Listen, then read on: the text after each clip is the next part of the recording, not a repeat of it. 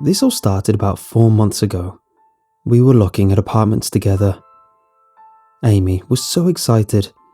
This would be our first apartment together.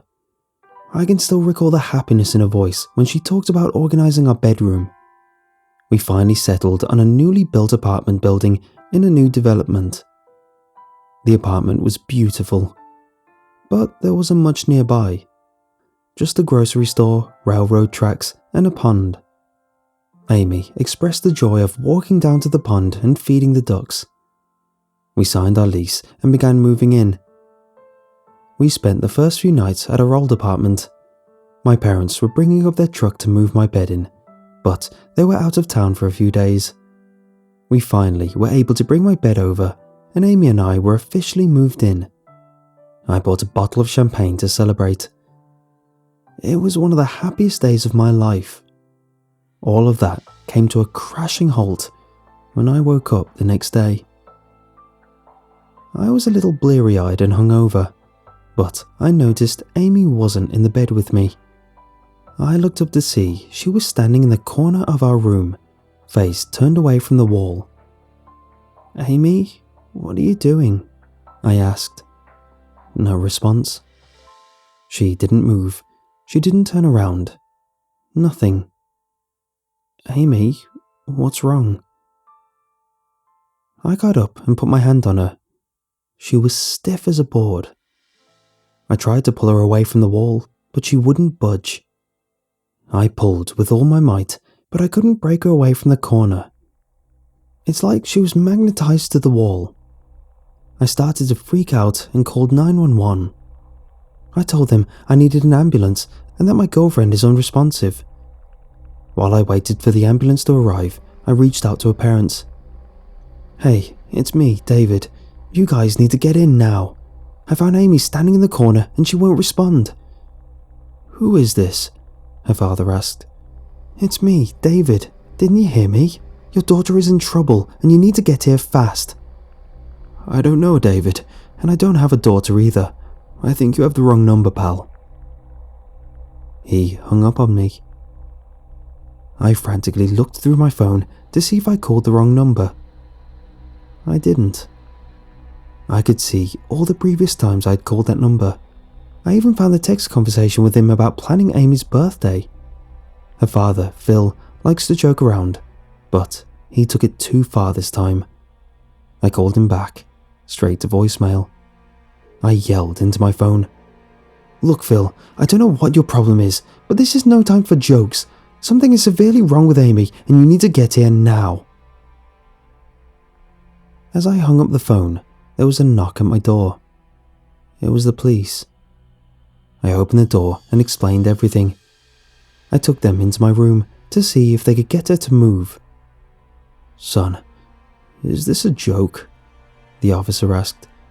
"What do you mean? Please, just see if you can help her." "Where is your girlfriend?" the officer said. "There's no one in that corner." I couldn't believe what I was hearing. I became explosive and started to yell. "I don't know what's going on here, but you need to help my girlfriend. I need to know if she's okay." The officer told me to calm down or he would detain me.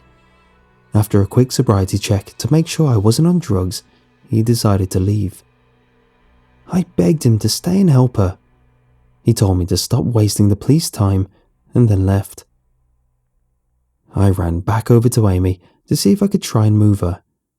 She was still standing in the exact position, hadn't moved in an hour. I bent down to get a look at her face. She had a blank expression. I noticed that she was still breathing and blinking. "Please, Amy," I begged. "Tell me what's happening." I tried to move her again to no avail. That's when I looked up and realized that a plant that she kept on the windowsill was gone. When I looked around the room, I noticed everything she owned was gone. I ran into our closet. All of her clothes had just disappeared. I frantically ran all over the apartment. Nothing. Everything she owned that we spent days moving into this place had just magically vanished. Even her car was gone.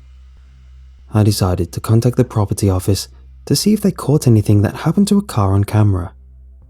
When I explained the situation, they told me that I rented that apartment by myself. What? No, I didn't, I cried. You guys saw Amy. You saw Amy and I sign the lease agreement. Can you please just look through the parking lot footage from last night? The guy said he would, but assured me that my signature was the only one on the lease agreement. I went to find my copy, and sure enough, all her signatures and initials had disappeared from the paperwork. I felt like I was going to vomit. My head was spinning with a million questions. I spent the next few hours trying to get Amy to budge from that corner. I eventually gave up and cried myself to sleep. When I woke up the next morning, my situation hadn't changed. She was still standing in that corner, hasn't changed position since I first saw her. I tried to move her again, but she was like a rock. I noticed she was still blinking and breathing, so I tried to communicate. Amy, if you can hear me, blink twice. Nothing. I decided to ask again. Amy, if you know what's going on, blink twice. Again, nothing happened. She didn't really seem to be blinking in a pattern or anything, just blinking sort of normally. I felt like I was losing my mind. I had no answers to why this was going on. I spent the day trying to contact her family and friends. Everyone had pretty much the same response. They all claimed they didn't know her and had no recollection of who I was. She was an honor student in high school and always made the honor roll. I tried searching the internet for any school records. Nothing. It was like Amy had vanished off the face of the earth, yet she was still back at our apartment. I spent the next few days searching the internet trying to find any information on Amy. I never found any. Weeks started to go by. Every day I would wake up and see Amy still standing in that corner. She never moved a muscle. Every day I would try and move her. I never could. I became desperate for answers. I started going on religious/paranormal forums. I would ask anybody and everybody if they'd ever seen or heard of anything like this. I went to forums on Christianity, Judaism, Islam, Hinduism, pagan, paranormal investigator, even magicians. I asked everyone I could. Nobody had any answers. Nobody had ever experienced or heard about anything like what was happening to me. Eventually, I just gave up. It's been 4 months since this happened. I've gotten used to it. I try to spend as little time as possible in the bedroom. I really only go in there to sleep or get dressed. I feel so heartbroken, like I've lost Amy. Yet every night I see her just standing there. She hasn't moved one bit in 4 months. Still just blinking. Still just breathing. I could just sleep out on the couch, but I like listening to her breathing when I'm trying to sleep. Hearing her breathe is soothing to me. I see her every day, but I feel like I've lost her. This apartment is so quiet without her. I miss her voice, her smile. I miss the arguments, and most of all, her bubbly personality. It pains me so much to look at her now, just to see her standing there, not moving. That blank expression every time I look at her face. I can't take this anymore. I was planning on finding another place to live and move on. Then, yesterday morning, the unthinkable happened. She moved. I woke and found that Amy was no longer in the corner. She was standing at the foot of my bed. She had a big smile stretched across her face. Her teeth were showing. She was no longer breathing or blinking. She was staring directly into my eyes. I just sat there in shock. I have no idea how long we were staring at each other. Neither of us moved a muscle. Finally, I cried out, "Amy, what's going on? What happened to you?" She didn't say anything to me. She started slowly lifting up her hand and stretching it towards me. It was as if time stood still. She never broke eye contact. I yelled out, "What are you doing, Amy? I haven't spoken to you in so long. Please, just tell me what's happening." She finally spoke to me. "David, it's time for you to come join me. Take my hand, David. Come with me." I hadn't heard a voice in so long. I broke down. I jumped out of bed and grabbed her face. "Amy, I beg you, just tell me what's happening. What has been going on with you?" She never spoke another word after that. She just stood there, smiling with her hands stretched out.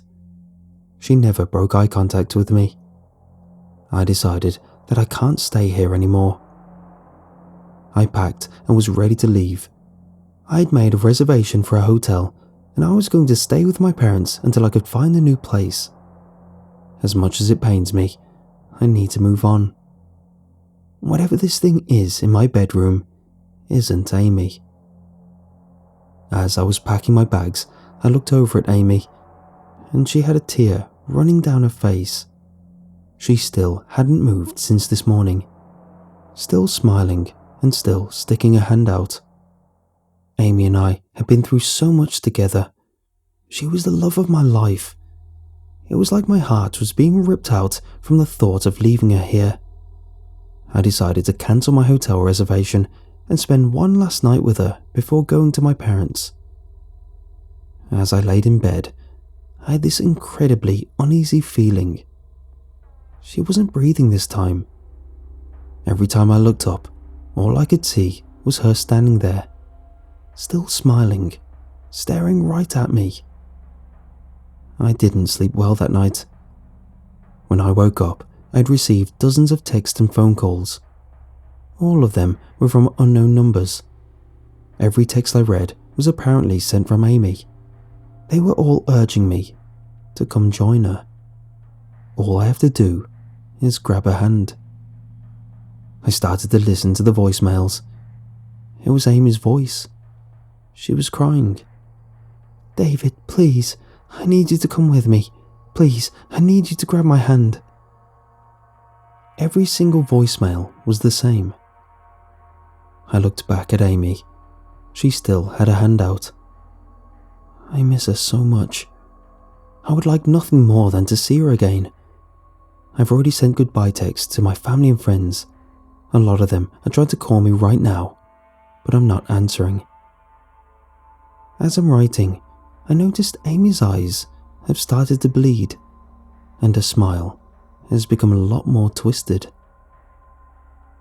I hope I'm making the right decision here.